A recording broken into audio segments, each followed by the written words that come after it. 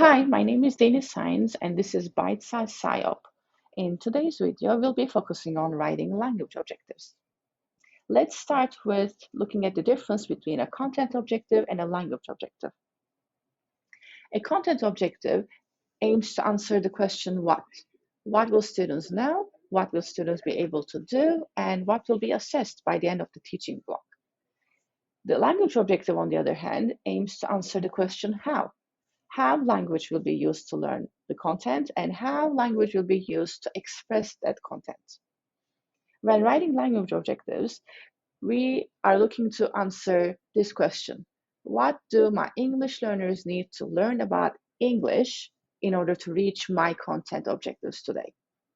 And when we are thinking about this question, we will be thinking about the key vocabulary students need to understand when they are using their core materials, or what kind of language support students will need when listening to or speaking with their teacher or their peers. Also, all the reading skills they need to understand and perform to complete the task or read the assigned reading during or after class. When it comes to writing, we need to be thinking about all the language supports our students need to know to be able to complete that writing task. Even if it's just one question and one simple answer, we still need to think about what kind of language support they will need to complete that task. And finally, what kind of grammar our students will need to use and understand throughout the lesson to achieve the content objective. And now let's look at some guidelines on writing language objectives.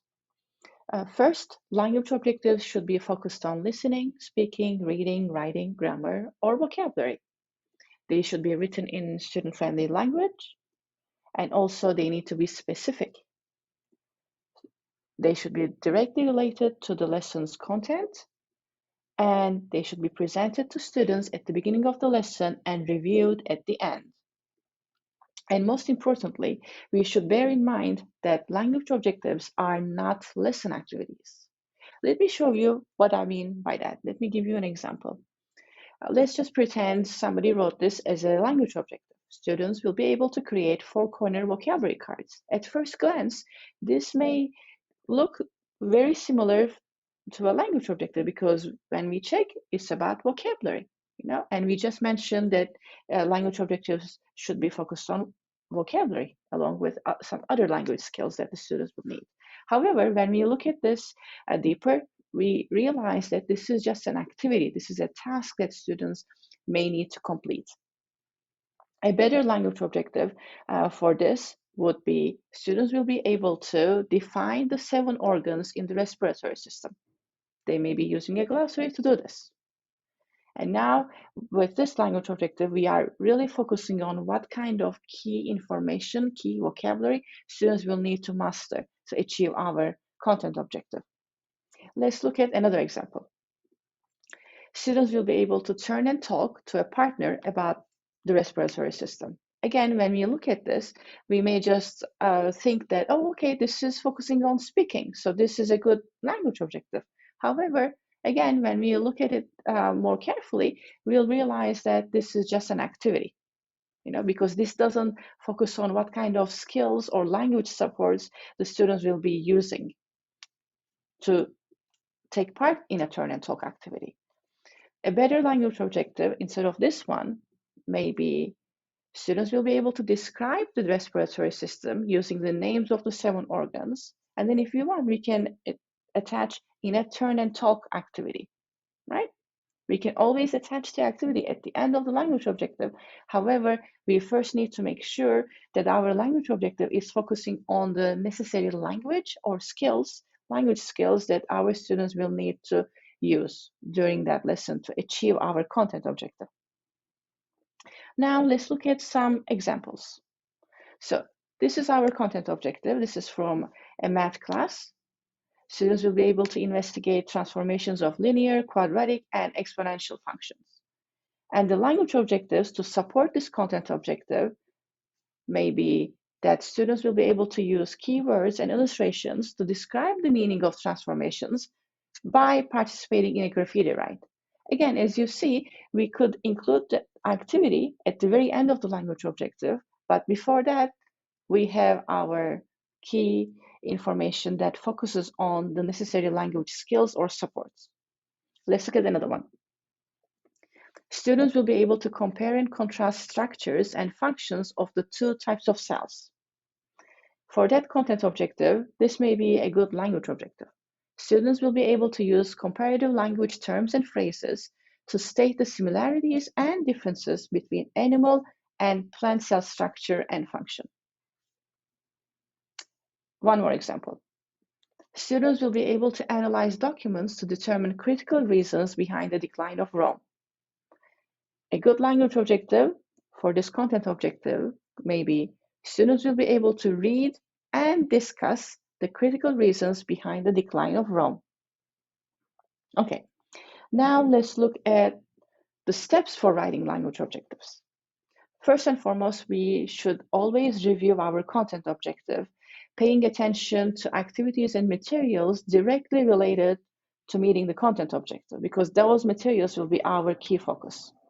Next, we need to brainstorm. What sort of language will my students need to master that content objective? And we should do this by looking at our core materials and our students' our expectations from our students. And then, if we need to, we can consult a list of ideas to write the language objectives based on all the ideas that we brainstormed. After writing language objective, we should also keep in mind that now it's time for us to design our lesson so that our students can learn and practice our language objectives, just like we plan our whole lesson around our content objective. In step number 3, I mentioned that if we need to, we should consult some ideas and lists, right? And now I'm going to tell you about 4 key resources that you may need to consult if needed.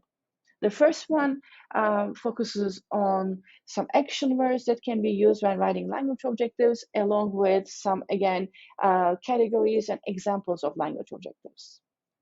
The second resource that I would like to share with you, again, focuses on writing language objectives with language categories involved, and also it gives you some sentence frames to complete when writing your language objectives.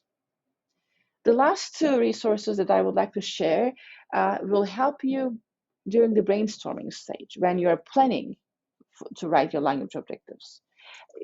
The third one, the one you see on my screen right now, will help you brainstorm the ideas by asking you questions.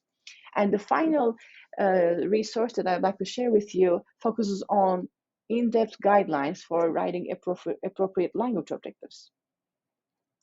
Now, as I mentioned before, all these resources will be available to you on my SIOP Schoology page. And here is the code. If you are not logged in or if you don't have access to my Schoology, please use this code to go on and join my course.